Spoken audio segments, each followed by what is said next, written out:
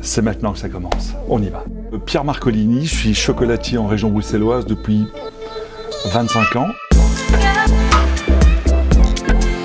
Hyper concurrentiel.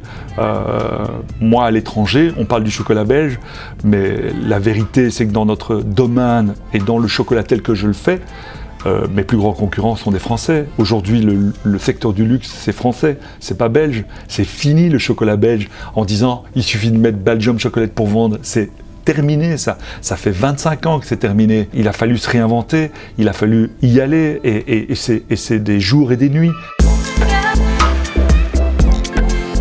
Quand on est artisan, on devient vite entrepreneur. Sans s'en rendre compte.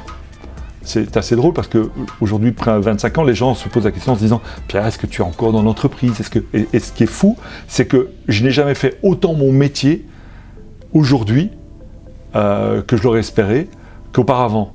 Les 2 premières années, j'ai fait de la créativité, mais soyons réalistes, pendant 10 ans, tu fais quoi ? Tu vas voir les banques, tu t'occupes des magasins, tu t'occupes des plannings des vendeuses, tu t'occupes effectivement des petits bobos de chacun. Comme t'as pas de CEO, t'as pas de gens qui sont dédicacés à tel, tu es au four et au moulin, et donc ton premier job, t'es 30, 40, 50% de ta journée, c'est ça quoi.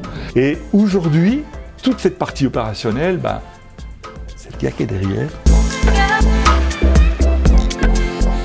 Le problème, c'est la formation. Je pense qu'aujourd'hui, malheureusement pour moi, les écoles ne sont plus upgradées pour pouvoir faire ce genre de choses. Ça coûte très très cher. Pour moi, la solution, c'est, pour être très concret, un abaissement des charges au niveau d'un temps d'adaptation.